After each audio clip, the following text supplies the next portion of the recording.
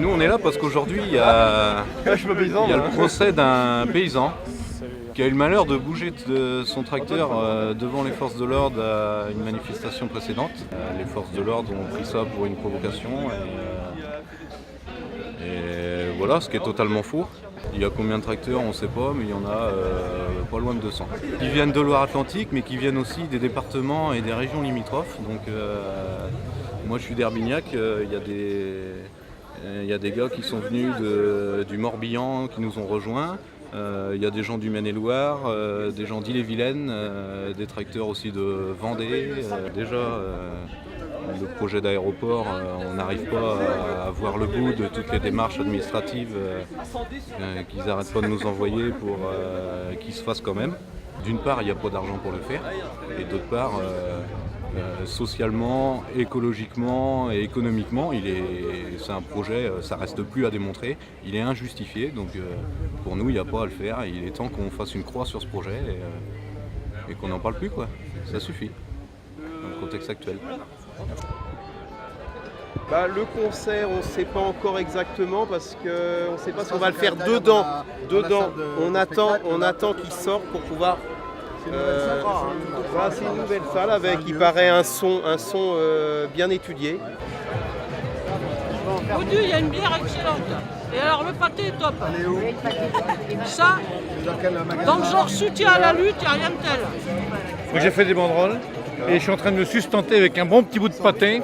Et je vais aller chercher le cubi que j'ai oublié dans la voiture. Pas de paysan, pas de pâté, pas de bière. Merci, c'est sympa. Vous venez les vignes alentour. Le sud de l'Atlantique. C'est du côté de la gare, là-bas, je peux pas y aller. Sylvain Fresneau, qui est agriculteur au lieu dit les domaines, mais c'est la vacherie, le lieu de résistance. Contre ce projet historique, voilà. Et puis un autre, Clément, qui a aussi résisté à la force publique et qui a refusé le prélèvement d'ADN notamment, qui sera jugé le même jour aujourd'hui.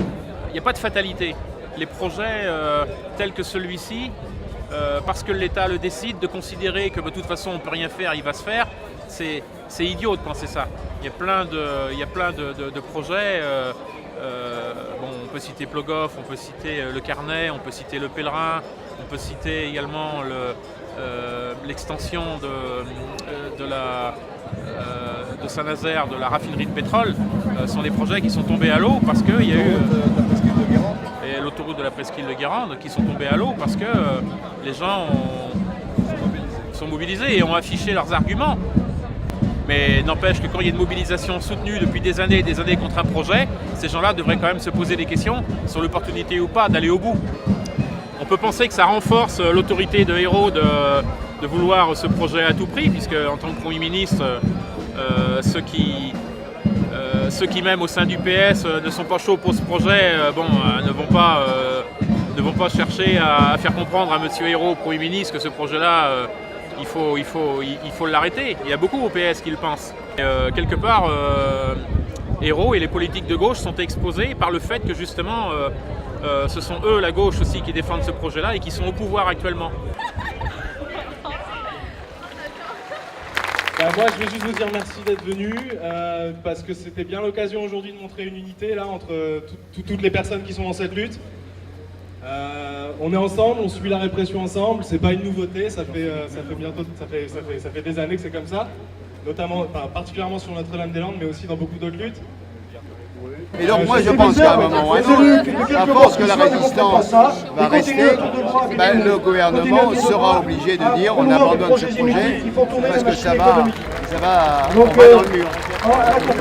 Eh bien on les encourage parce que de toute façon, aujourd'hui c'est peut-être eux, mais demain ça peut être nous. C'est quand même invraisemblable et incohérent qu'au moment où on explique que le réchauffement climatique est en train d'atteindre des proportions que nous n'allons plus pouvoir contrôler.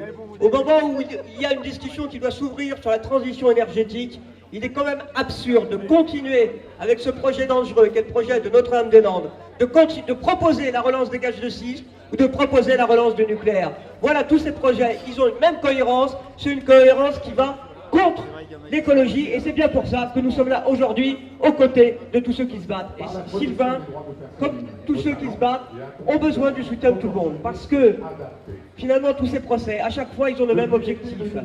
Ils ciblent des responsables, des associations, des syndicats, pour essayer de faire peur à tous les autres citoyens. Alors je crois que le rassemblement aujourd'hui montre une chose, c'est que ça ne fera peur à personne. Nous sommes tous aux côtés de Sylvain, et nous sommes tous Sylvain en ce moment, et Clément.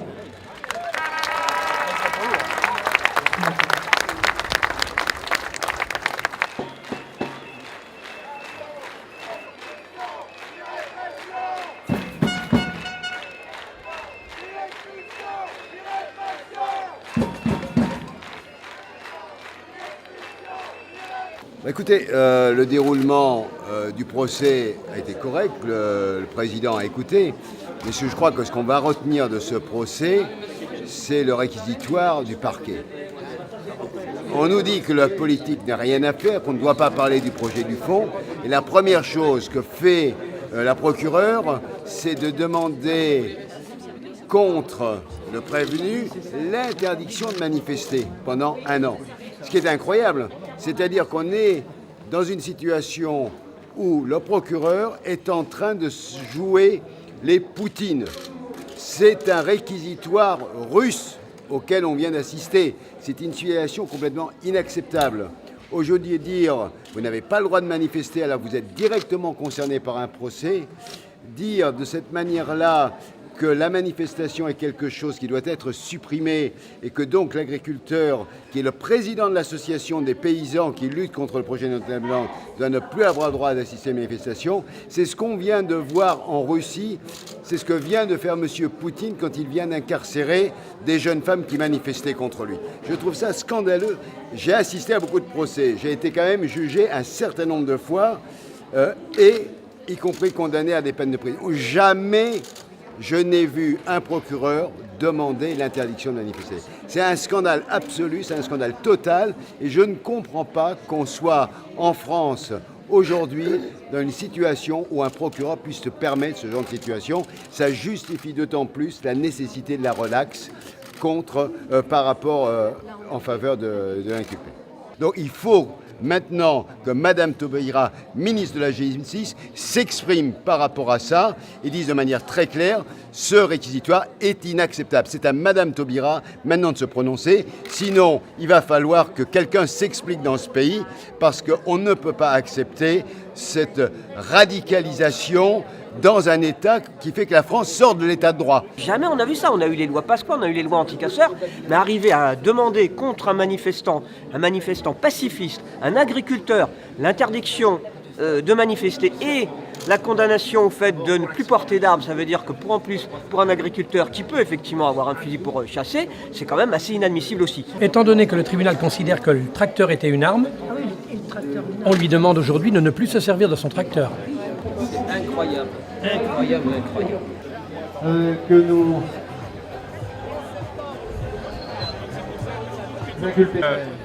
Mais en même temps, là, la lutte, elle va forcément se situer à un niveau plus raide que ça, quoi. Sauf que le terrain, c'est eux qui le choisissent là. Et la poursuite, elle vient quand même du parquet. Vous attendiez un tel Non, je ne m'attendais pas à un tel réquisitoire, non. Pas de cette violence-là, parce que pour moi, c'est de la violence. Et quand on parle de violence, même le procureur aujourd'hui est violent. Elle est violente parce que c'est une femme.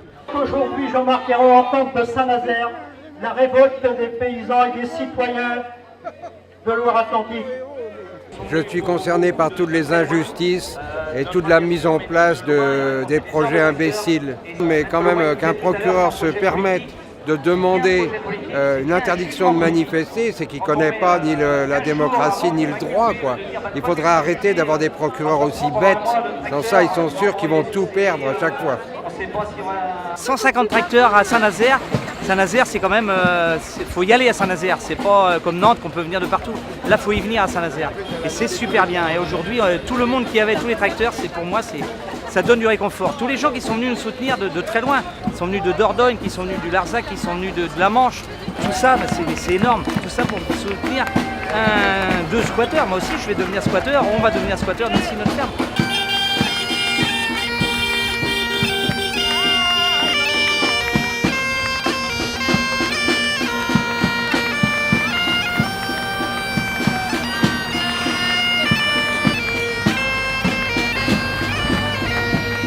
J'adore.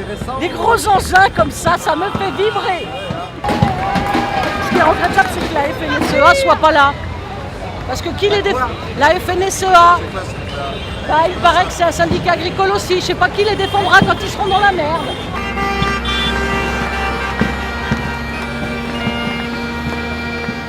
De toute façon, on ira en appel après si la décision de jugement ne nous convient pas. Et puis l'appel cessera à Rennes, donc ça prolongera d'autant la décision. Donc la décision n'est pas prise. Le 11 novembre n'est pas un but en soi. Si on est acquitté, si je suis acquitté complètement, il n'y a pas de problème, on arrêtera là.